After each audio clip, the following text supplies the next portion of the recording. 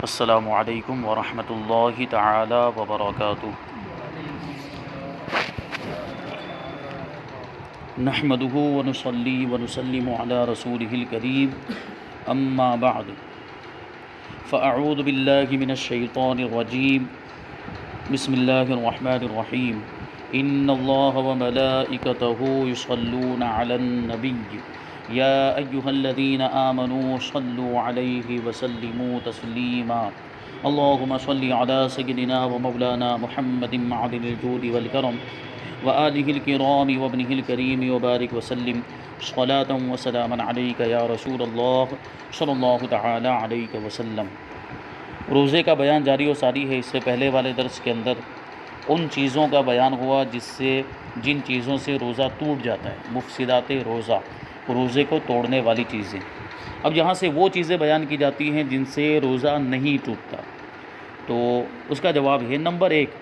بھول کر کھایا پیا یا جیما کیا تو روزہ فاسد نہ ہوا، یعنی روزہ نہیں ٹوٹا، خواہ وہ روزہ فرض ہو یا نفل ہو، دونوں صورتوں میں یہ حکم ہے۔ اور بھول کر کھانے پینے یا جیما کرنے کا مطلب پہلے بھی بتایا جا چکا تھا کہ روزہ دار ہونا یاد نہیں تھا اور کھا لیا پی لیا، اور یہ عام طور پر رمضان کے شروع میں ہو سکتا ہے، یا جو ہے کہ ہم آڑے دن کسی دوسرے دن، رمضان کے علاوہ کسی دوسرے دن ہم روزہ رکھ رہے ہیں، تو اس میں یہ چیز ہو سکتی ہے کہ پہلے سے ہماری عادت بنی ہوئی ہے کھانے پینے کی، اور ہم نے روزہ رکھا ہے، پھر بھول گئے اور دوپہر کے وقت میں کھا لیا، یا ناشتہ سامنے رکھا ہوا تھا اٹھا کے کھا لیا اور ہمیں یاد نہیں تھا کہ ہم نے روزہ رکھا ہوا ہے۔ رمضان کے شروع میں بھی یہ ہو سکتا ہے، پہلے دوسرے روزے کے اندر بھی عام طور پر ایسا ہوتا ہے، لیکن جب مسلسل کئی روزے ہم رکھ لیتے ہیں تو پھر وہ چیز نہیں رہتی، پھر اب روزہ رکھنے کی عادت پڑ جاتی ہے۔ بلکہ جب 30 روزے مکمل ہو جاتے ہیں یا 29 روزے مکمل ہو جاتے ہیں، عید کا دن ہوتا ہے، تب بھی ہمیں ایسا لگتا ہے کہ آج بھی ہمارا روزہ ہے، کیونکہ ہمیں روزے کی عادت پڑی ہوئی ہوتی ہے۔ تو بھول کر کھانے پینے کا یہ مطلب ہے۔ نمبر 2، روزہ یاد ہونے کے باوجود بھی مکھی یا غبار یا دھواں حلق میں چلے جائے تو روزہ نہیں ٹوٹتا۔ مکھی حلق میں چلی گئی یا غبار چلا گیا، غبار یعنی دھول مٹی اڑ کے حلق میں چلی گئی، یا دھواں چلا گیا یعنی خود چلی گئی وہ چیز ہے، تو اس سے روزہ نہیں ٹوٹتا۔ خواہ غبار آٹے کا ہو جو چکی پیسنے یا آٹا چھاننے میں اڑتا ہے، بعض اوقات ایسا ہوتا ہے کہ وہ چکی کا کام کرتے ہیں تو اس میں وہ غبار اڑ کے چلا گیا، یا غلے کا غبار یعنی اناج وغیرہ اس کو ایک جگہ سے دوسری جگہ، مطلب جیسے بوری میں سے نکال کے برتن میں ڈال رہے ہیں، اس میں غبار اڑا، دھول اڑی اور وہ حلق میں چلا گیا، ٹھیک ہے۔ یا ہوا سے خاک اڑی، ہوا سے مٹی اڑی، ریت اڑی، دھول اڑی، یا جانوروں کے کھر یا ٹاپ سے مٹی اور ریت اڑی، جانوروں کے چلنے کی وجہ سے بھی، اور وہ زمین اگر پکی سڑک نہیں ہے تو وہاں دھول ریت جو بھی جمع ہوتی ہے وہ اڑتی ہے جانوروں کے چلنے کی وجہ سے، ان کے کھر کی وجہ سے اور یا ان کے ٹاپ کی وجہ سے۔ تو یہ چیزیں یہ بات ذہن میں رہنی چاہیے کہ دھواں وغیرہ جان بوجھ کر حلق میں نہیں لینا چاہیے، جان بوجھ کر نہیں پہنچانا چاہیے۔ اگر بتی سلگ رہی ہے اور اس کا دھواں ناک میں گیا تو روزہ نہیں ٹوٹے گا، یعنی اگر بتی دور ہے کہیں پہ سلگ رہی، اس کی خوشبو پہنچ رہی ہے اور ویسے چلا گیا تو نہیں ٹوٹے گا۔ اگر لوبان یا اگر بتی سلگ رہی ہو اور وہ روزہ یاد ہونے کے باوجود منہ کو قریب لے جا کر اس کا دھواں ناک میں کھینچا تو پھر روزہ ٹوٹ جائے گا، جان بوجھ کر قصدن اگر ایسا کرتے ہیں۔ اگر بتی جل رہی ہے یا لوبان جل رہا ہے اور اپنے منہ کو لوبان کے قریب لے گیا یا اگربتی کے قریب لے گیا، اب دھواں جان بوجھ کر اندر کھینچ رہا ہے، حلق کے اندر جو ہے کہ دھوئیں کو پہنچا رہا ہے، تو ایسی صورت میں روزہ فاسد ہو جائے، کیونکہ اس نے قصدن ایسا کیا۔ اگر قصدن ایسا نہیں کیا، خود بخود اگربتی کا دھواں چلا جاتا ہے یا لوبان کا، تو اس سے روزہ نہیں ٹوٹے گا۔ تو اس سے جو ہے کہ عام طور پر ہمیں یہ بات ذہن میں رکھنی چاہیے کہ درگاہوں وغیرہ پہ جو دھواں جو لوبان وغیرہ کیا جاتا ہے، ویسے تو رمضان میں مغرب کے بعد کرتے ہیں، وہ ان کو اکثر لوگوں کو یہ مسئلہ معلوم، لیکن ہو سکتا ہے بعض اوقات کسی کو مسئلہ معلوم نہ ہو، کیونکہ مزارات پر اکثر جاہل لوگ ہوتے ہیں، مجاور وغیرہ، تو وہ ان کو مسائل اتنے معلوم نہیں ہوتے، اور عصر کے بعد ہی اگر انہوں نے لوبان شروع کر دیا، اور اگر کسی نے، کیونکہ لوبان تو وہ جو لیتے ہیں، تو اگر وہ لوبان لیتے وقت جان بوجھ کر دھواں حلق کے اندر چلا گیا، حلق میں کھینچ لیا کسی نے، تو روزہ ٹوٹ جائے گا، تو اس بات کا خیال رکھنا چاہیے۔ نمبر 4، پچھنے یعنی حجامہ لگوائے۔ حجامہ کروانا، جو اب حجامہ تو بہت مشہور ہو گیا، ٹھیک ہے، تو حجامہ کروایا، اللہ کے رسول صلی اللہ علیہ وسلم بھی حجامہ کرواتے تھے، حدیث سے بھی ثابت ہے، لیکن جس کو ضرورت ہے، علاج کا ایک طریقہ ہے، یہ حجامہ کروانا علاج کا طریقہ ہے، تو بغیر بیماری کا علاج کرانے کا کوئی مطلب نہیں ہوتا۔ تو اب جس کو دیکھو وہ شوقیہ طور پر حجامہ کروا رہے ہیں، تو ایسا نہیں، جس کو ضرورت ہو، جس کو حاجت ہو وہ کروائے، جس کو کسی طرح کی کوئی بیماری ہے اور اس کے علاج کے طور پر یہ کروانا چاہتا ہے تو اس کی اجازت ہے۔ تو حجامہ کروانے سے روزہ نہیں ٹوٹتا۔ یا تیل یا سرما لگایا تو روزہ نہ گیا، اگرچہ تیل یا سرمے کا مزہ حلق میں محسوس ہوتا ہو، بلکہ تھوک میں سرمے کا رنگ بھی دکھائی دیتا ہو، جب بھی روزہ نہیں ٹوٹتا۔ ٹھیک ہے، آنکھ میں سرما لگایا تو بعض اوقات ایسا ہوتا ہے کہ اس کی کڑواہٹ جو ہے کہ وہ تھوڑی حلق میں محسوس ہوتی ہے، اور بعض اوقات جو ہے کہ اس کا رنگ بھی محسوس ہوتا ہے زبان کے اوپر، تو بھی وہ روزہ نہیں ٹوٹے گا۔ نمبر 5، غسل کیا اور پانی کی خنقی یعنی ٹھنڈک جسم کے اندرونی حصے کے اندر محسوس ہوئی، جب بھی روزہ نہیں ٹوٹتا۔ اس کا مطلب یہی ہے کہ یہ جو پانی اندر جو داخل ہوتا ہے وہ مسام کے ذریعے سے داخل ہوتا ہے، جو جسم پورے جسم کے اندر جو باریک باریک سوراخ ہوتے ہیں ان کو مسام کہا جاتا ہے، تو ان کے ذریعے سے کوئی چیز اندر اگر داخل ہو رہی ہے تو اس سے روزہ نہیں ٹوٹتا۔ تو اسی طرح پانی کی ٹھنڈک اندر محسوس ہو رہی ہے، یا پانی اندر داخل بھی ہو گیا ہے اور کچھ نہ کچھ اس کے ذرات داخل ہوتے ہی ہیں، تو اس سے روزہ نہیں ٹوٹتا ہے۔ روزہ اس صورت میں ٹوٹتا ہے جب منفذ سے کوئی چیز جوف میں داخل ہو جائے۔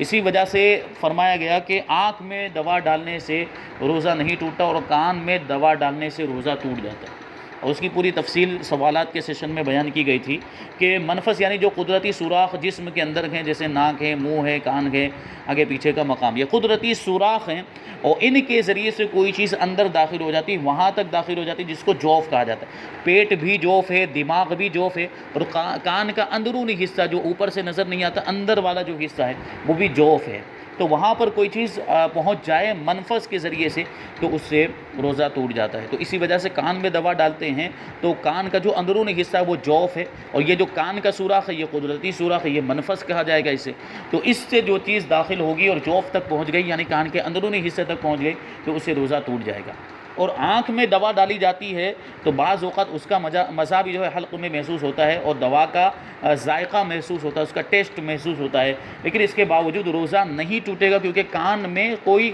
قدرتی سوراخ ہے، آنکھ میں کوئی قدرتی سوراخ نہیں ہے، کان میں تو ہے لیکن آنکھ میں کوئی قدرتی سوراخ نہیں ہے، بلکہ آنکھ میں مسام ہے، اور مسام تو پورے جسم کے اندر موجود، جن کو انگلش میں سیلز کہا جاتا ہے، وہ پورے جسم کے اندر موجود ہے۔ اسی طرح آنکھ کے اندر بھی مسام موجود ہے، تو یہاں جو دوائی پہنچ رہی ہے حلق تک وہ مسام کے راستے سے پہنچ رہی ہے، وہ منفذ کے راستے سے نہیں پہنچ رہی ہے۔ اور قاعدہ کلیہ کیا ہے کہ منفذ کے راستے سے کوئی چیز یعنی قدرتی سوراخ میں سے کوئی چیز پہنچ جائے جوف کے اندر تو اس سے روزہ ٹوٹتا ہے۔ یہ منفذ بعض اوقات قدرتی نہیں ہوتا بلکہ کسی عارض کی وجہ سے ہوتا ہے، غیر عادی ہوتا ہے، یہ منفذ عادی ہے۔ یہ جو سوراخ جو عام طور پر جسم کے اندر ہوتے ہیں اس کو منفذ عادی کہتے ہیں۔ بعض اوقات منفذ غیر عادی ہوتا ہے، جیسے مثال کے طور پر کسی کو پیٹ میں زخم ہو گیا اور اس میں سوراخ پڑ گیا اور وہ پیٹ تک سوراخ پڑ گیا، اب یہاں سے دوا ڈالی اور وہ دوا پیٹ میں پہنچ گیا تو اس سے روزہ ٹوٹ جائے گا کہ یہ منفذ بن گیا، یہ اتنا بڑا سوراخ، اب یہ اس کو سیلس نہیں کہہ سکتے، اب اس کو مسام نہیں کہہ سکتے، اتنا بڑا سوراخ ہے اس کو مسام نہیں کہا جا سکتا۔ مسام تو باریک باریک سوراخ کو کہا جاتا ہے جو پورے جسم کے اندر ہوتے ہیں۔ تو جیسے انجیکشن رکھتے ہیں تو انجیکشن بھی ان مسام کے ذریعے ہی سے اندر رگوں تک پہنچتا ہے، پھر بعد میں وہ برابر ہو جاتا ہے۔ ٹھیک ہے، تو یہاں انجیکشن رکھا، یہ بات بھی آگے انجیکشن رکھتے ہیں تو انجیکشن کے ذریعے بھی جو دوا اندر داخل ہوتی ہے وہ بھی مسام کے راستے ہی سے داخل ہوتی ہے، اور کیونکہ عام طور پر جو ہے وہ کوئی یہاں جو ہے کہ بازو پر انجیکشن رکھا جاتا ہے یا پیچھے جو ہے کہ انجیکشن رکھا جاتا ہے، تو اس سے جو وہاں پر کوئی قدرتی سوراخ نہیں جہاں پہ انجیکشن رکھا جاتا ہے، تو انجیکشن رکھوانے سے بھی روزہ نہیں ٹوٹتا ہے، کیونکہ وہ جو دوائی پہنچ رہی ہے وہ مسام کے راستے سے پہنچ رہی ہے، وہ منفذ کے راستے سے نہیں پہنچتی۔ اسی طرح ضرورت پیش آ گئی، مان لو آدمی بہت زیادہ بیمار ہو گیا اور گلوکوز کی بوتل چلانے کی ضرورت پیش آ گئی ہے، تو اس کو اگر بوتل بھی اگر چلا لیتے ہیں گلوکوز کے روزے کی حالت میں تو اس سے بھی روزہ نہیں ٹوٹے گا، کیونکہ وہ بھی رگ کے اندر یہاں منفذ کے راستے سے نہیں بلکہ مسام کے راستے سے، مسام کے ذریعے سے سوئی کو داخل کر کے رگ تک پہنچایا جاتا ہے، پھر وہ رگ میں سے وہ جو بھی گلوکوز ہے وہ جسم کے اندر پہنچتا ہے۔ تو یہ منفذ کے راستے سے نہیں ہوا بلکہ یہ مسام کے راستے، تو دو چیزوں کا فرق ہمیں سمجھنا ہے تو بات پورے طور پر سمجھ میں آ جائے گی، ایک ہے منفذ اور ایک ہے مسام۔ منفذ سے کوئی چیز جوف کے اندر داخل ہوئی تو روزہ ٹوٹ جائے گا، اور مسام کے ذریعے سے، مسام کے راستے سے کوئی چیز اندر کے حصے کے اندر یعنی جسم کے اندرونی حصے میں جس کو جوف کہتے ہیں وہاں پر داخل ہوئی تو روزہ نہیں ٹوٹے گا۔ تو اس سے یہ بات سمجھ میں آ گئی کہ آنکھ میں دوا ڈالنے سے روزہ کیوں نہیں ٹوٹتا اور کان میں دوا ڈالنے سے روزہ کیوں ٹوٹ جاتا ہے۔ تو یہ ہمارے علماء ہندوستان کا مذہب ہے، اسی پر ہم کو عمل کرنا چاہیے، کیونکہ ہم ہندوستان میں رہتے ہیں تو ہمیں ہندوستان کے علماء کے فتاووں پر، یہاں کے مفتیان کرام کے جو اقوال ہیں انہی پر عمل کرنا چاہیے۔ تو یہ چیز ہے۔ تو سرما اگرچہ سرمے کا رنگ بھی حلق کے اندر محسوس ہو رہا ہو اس سے روزہ نہیں، کیونکہ سرمے کا جو ذائقہ پہنچا ہے یا سرمے کا جو رنگ پہنچا ہے وہ آنکھ کے راستے سے پہنچا ہے، اور آنکھ میں منفذ نہیں ہے بلکہ آنکھ میں مسام ہے۔ تو غسل کیا اور پانی کی ٹھنڈک بھی اندر محسوس ہوئی تب بھی روزہ نہیں ٹوٹے گا۔ کلی کی اور پانی بالکل پھینک دیا، صرف کچھ تری منہ میں باقی رہ گئی، تھوک کے ساتھ اسے نگل لیا تو روزہ نہیں ٹوٹے گا۔ جیسے کلی اپنے وضو کرتے ہیں اور وضو کرنے کے بعد کچھ نہ کچھ ٹھنڈک اندر منہ کے اندر محسوس ہوتی ہے، کچھ تری محسوس ہوتی ہے، تو پورے طور پر اگر ہم نے پانی پھینک دیا ہے، پانی بالکل نہیں ہے، صرف ٹھنڈک یا تری محسوس ہو رہی ہے، وہ اگر تھوک کے ساتھ نگل جاتے ہیں تو اس سے روزہ نہیں ٹوٹے گا۔ دوا کوٹی اور حلق میں اس کا مزہ محسوس ہوا تو بھی روزہ نہیں ٹوٹے گا۔ دوا کوٹی جیسے بعض دوائیں ہوتی ہیں پیسی جاتی ہیں، یا بچوں کو بعض اوقات جو ہے کہ دوا پیس کر پلائی جاتی ہے، تو وہ دوا پیس رہے تھے اور وہ دوا کا مزہ حلق میں یعنی اس کا پاؤڈر وغیرہ اڑ کے جو ہے حلق میں پہنچا تو اس سے روزہ نہیں ٹوٹے گا۔ کان میں پانی چلا گیا جب بھی روزہ نہیں ٹوٹے گا، لیکن جان بوجھ کر کان میں پانی نہیں ڈالنا چاہیے۔ جیسے ہم غسل کر رہے ہوں تو کان کے ظاہری حصے پر اگر غسل فرض ہے تو کان کا جو ظاہری حصہ یعنی وہ کان کا جو سوراخ بھی ہے، یہاں سے دیکھنے پر یعنی کان کی جانب سے دیکھنے پر جتنا حصہ نظر آتا ہے وہاں تک پانی پہنچانا ضروری ہے، تو وہاں تک پانی پہنچائے۔ لیکن یہاں پانی پہنچانے میں اتنے حصے میں پانی پہنچانے میں اندر چلا گیا تو اس سے روزہ نہیں ٹوٹے گا، لیکن جان بوجھ کر اندر نہیں پہنچانا چاہیے۔ کوشش یہ کرنی چاہیے کہ صرف وہ حصہ جو ظاہری حصہ ہے وہیں تک پانی پہنچے، اندر والے حصے کے اندر نہ پہنچے۔ دانت یا منہ میں خفیف یعنی معمولی کوئی چیز بے معلوم سی رہ گئی کہ لعاب کے ساتھ وہ خود ہی اتر جائے گی اور وہ اتر گئی تو روزہ نہیں ٹوٹے گا۔ معمولی سی ہلکی سی کوئی چیز ہے، جیسے ہم نے سحری کے وقت چاول کھائے تھے، چاول کا ہلکا سا ایک ذرہ دانت میں رہ گیا ہے، اور بہتر تو یہی ہے کہ سحری کرنے کے بعد دانت کو مانجھ لینا چاہیے، دانت صاف کر لینے چاہیے، مسواک کر لیں، مسواک سب سے بہتر چیز ہے، سنت بھی ہے، تو مسواک کر لیں تاکہ دانت کے اندر کوئی چیز کھانے پینے کی کوئی چیز رہ نہ جائے، یہ بعد میں وضو کے روزے کی حالت میں اگر وہ اندر جائے گی تو مسائل ہوں گے، لیکن رہ گئی لیکن اتنی باریک سی ہے، بالکل معمولی سی، بے معلوم کے دیکھنے میں معلوم بھی نہیں ہوتی، اور وہ لعاب کے ساتھ یعنی تھوک کے ساتھ اندر چلی گئی ہے تو اس سے روزہ نہیں ٹوٹے گا، ٹھیک ہے، یعنی معمولی سی چیز ہے۔ اب آگے بتاتے ہیں کہ دانتوں سے خون نکل کر حلق تک پہنچا مگر حلق سے نیچے نہ اترا تو روزہ نہ گیا، ٹھیک ہے، حلق سے نیچے اترنے کے مسائل پہلے بیان ہو گئے کہ زیادہ تھا یہ وغیرہ، لیکن یہاں جو ہے حلق سے نیچے ہی نہیں اترا،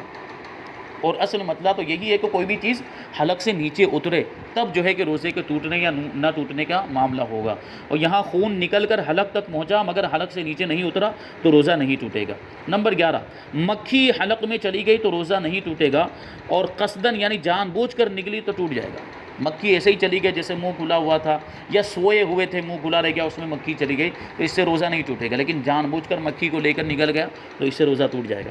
بھولے سے کھانا کھا رہے تھے، یاد آتے ہی لقمہ پھینک دیا، یا پانی پی رہے تھے بھولے سے یعنی روزہ دار ہونا یاد نہیں تھا اور پانی پی رہے تھے اور روزہ یاد آتے ہی منہ کا پانی پھینک دیا تو روزہ نہیں گیا،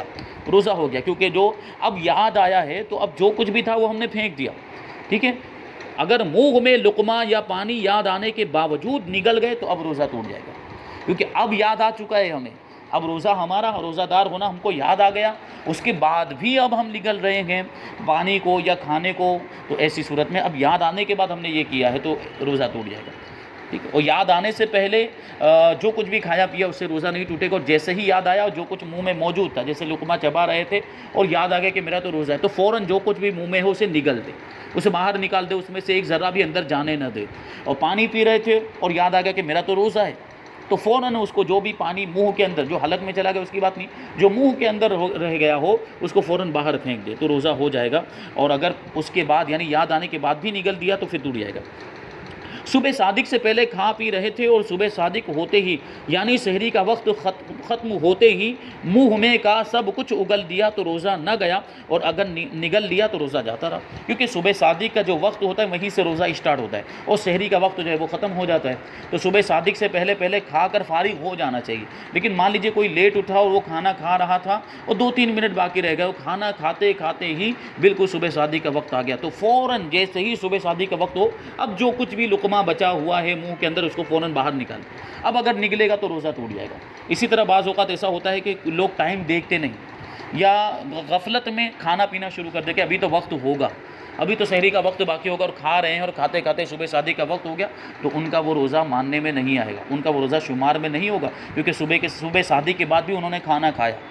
صبح شادی کے بعد بھی انہوں نے کھانا کھایا، وہ تو روزے کی نیت ہی سے کھا رہے تھے، تو یہاں یہ تو نہیں کہا جا سکتا کہ روزہ یاد نہیں ہے،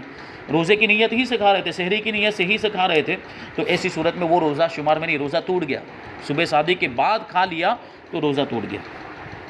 اب آگے ایک 14 نمبر پہ فرماتے ہیں کہ غیبت کی تو روزہ نہ گیا، ٹھیک ہے۔ ایسے ہی جتنے بھی گناہوں کے کام ہیں، حرام کام ہیں، گناہ کبیرہ، وہ کریں گے روزے کی حالت میں تو روزے کی حالت میں اور زیادہ گناہ ہے یہ سارے کام کرنا، اور بڑا گناہ ہو جاتا ہے، لیکن گناہ کے کام کرنے سے، غیبت وہ حرام دیگر کام کرنے سے روزہ نہیں ٹوٹتا۔ کچھ کام ایسے ہیں جن کی تفصیل آگے آئے گی، اگرچہ غیبت سخت کبیرہ گناہ ہے، غیبت کی وجہ سے روزے کی نورانیت جاتی رہتی ہے، ٹھیک ہے، روزے کی وجہ سے نورانیت جاتی رہتی ہے۔ ہاں کچھ حرام کام ایسے ہیں جیسے شراب پینا، یہ بھی حرام کام ہے، لیکن شراب پینے سے وہ پی لے گا تو روزہ ٹوٹ ہی جائے گا۔ کچھ دوسرے بھی ایسے کام ہیں جن سے روزہ ٹوٹ جائے گا، جہاں پر وہ کام ہیں جن میں کچھ کھانا پینا یا ایسی چیزیں نہیں ہیں جو روزے کو توڑ دیتی ہیں، تو وہ جیسے مشت زنی ایک چیز ہوتی ہے، یعنی اپنے ہاتھ سے منی نکال دینا، تو اس سے بھی روزہ ٹوٹ جاتا ہے، یہ بات بھی ذہن میں رہنی چاہیے، یہ بھی حرام ہے، ٹھیک ہے۔ تو غیبت کری، تو غیبت کرنے کی وجہ سے اگرچہ گناہ کبیرہ ہے لیکن اس سے روزہ نہیں ٹوٹے گا، اور اس کی وجہ سے، غیبت کی وجہ سے، اسی طرح دوسرے کبیرہ گناہ جن کی وجہ سے روزہ نہیں ٹوٹتا ہے، ان کے کرنے کی وجہ سے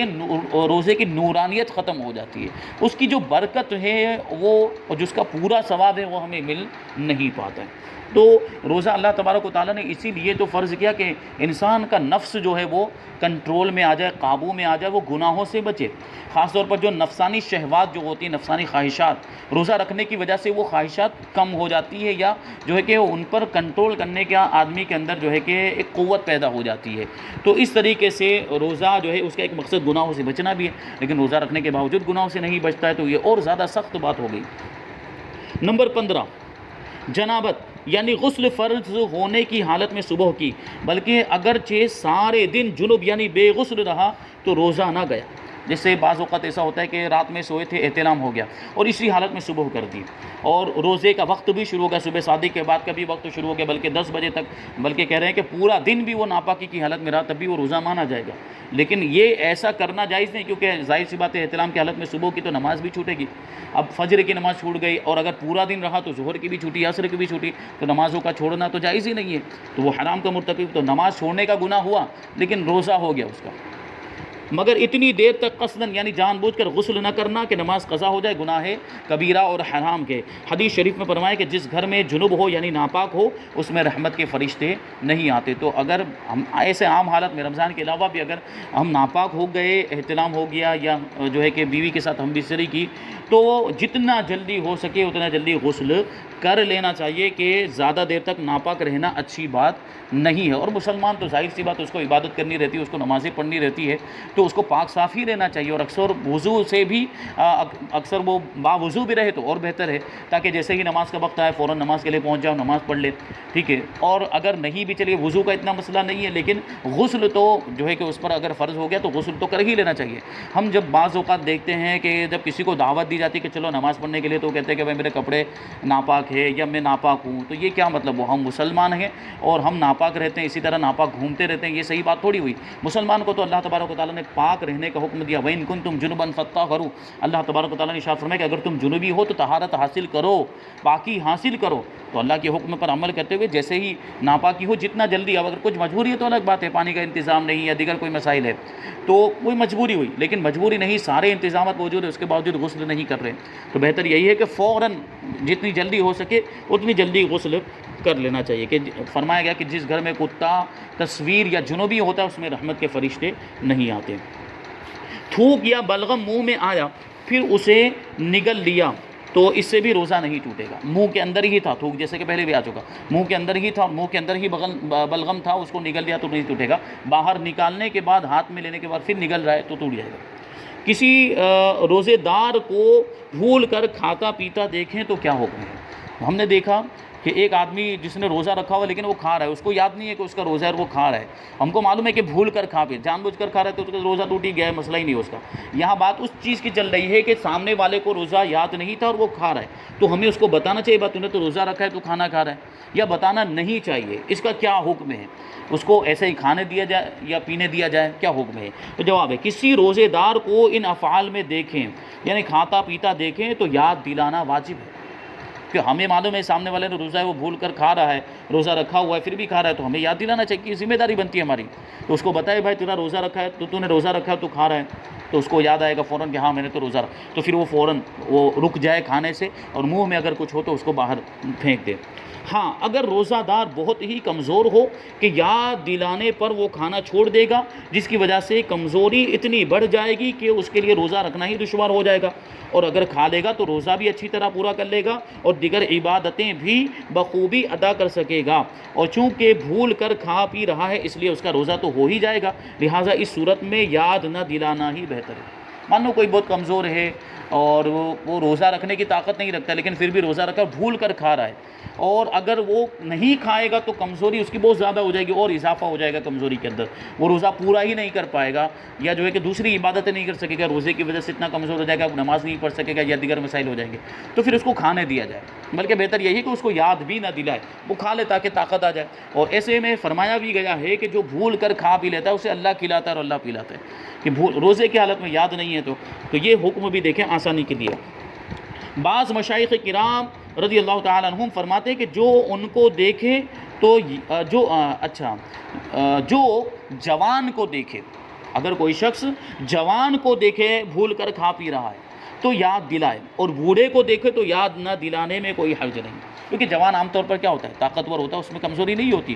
وہ اگر نہیں بھی کھائے گا تو روزہ رکھنے کی اس میں طاقت ہے، دیگر عبادتیں کرنے کی بھی طاقت ہے جوان ہونے کی وجہ سے، لیکن بوڑھا آدمی ہے تو بوڑھاپے کی وجہ سے عام حالات میں ایسا ہوتا ہے کہ آدمی بوڑھاپے میں کمزور ہو جاتا ہے، اور بوڑھا آدمی اس نے روزہ رکھا ہوا ہے اور وہ بھول کر کھا پی رہا ہے تو اس کو یاد نہ دلانے میں کوئی حرج نہیں ہے، تاکہ وہ کھا لے، بوڑھاپے کی وجہ سے ممکن ہے کہ وہ روزہ اگر وہ کھائے گا پیے گا نہیں تو روزہ رکھنے کی طاقت نہیں رہے گی اس کے اندر، تو اس کو یاد نہ دلانے میں کوئی حرج نہیں، مگر یہ حکم اکثر کے لحاظ سے، کیونکہ اکثر و بیشتر ایسا ہوتا ہے، اکثر جو ہے کہ نوجوان کے اندر روزہ رکھنے کی طاقت ہوتی ہے اور بوڑھا جو ہے کمزور ہوتا ہے، عام طور پر ایسا ہوتا ہے، کیونکہ جوان اکثر قوی یعنی طاقتور ہوتے ہیں اور بوڑھے اکثر کمزور ہوتے ہیں، چنانچہ اصل حکم یہی ہے کہ جوانی اور بوڑھاپے کو کوئی دخل نہیں، بلکہ قوت و ضعف یعنی طاقت اور کمزوری کو دیکھا جائے گا۔ سامنے والا بعض اوقات ایسا بھی ہوتا ہے کہ جوان ہونے کے باوجود کمزور ہے، جوان ہے اس کے باوجود کمزوری اس کے اندر ہے، اب ایسا شخص بھول کر کھا پی رہا ہے تو اس کو یاد نہ دلانا بہتر ہے، اور بعض اوقات ایسا ہوتا ہے کہ بوڑھا ہو گیا لیکن اس کے باوجود اس کے اندر طاقت ہے،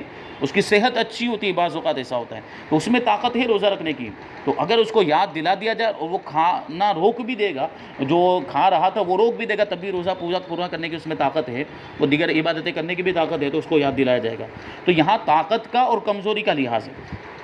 لہٰذا اگر جوان اس قدر کمزور ہو تو یاد نہ دلانے میں حرج نہیں، اور بوڑھا قوی یعنی طاقتور ہو تو یاد دلانا واجب ہے، یعنی بوڑھے کو یاد دلایا جائے گا جب وہ طاقتور ہو اور اس میں روزہ رکھنے کی طاقت بھی ہے اور دیگر عبادتیں کرنے کی بھی طاقت ہے تو اس کو یاد دلایا جائے گا۔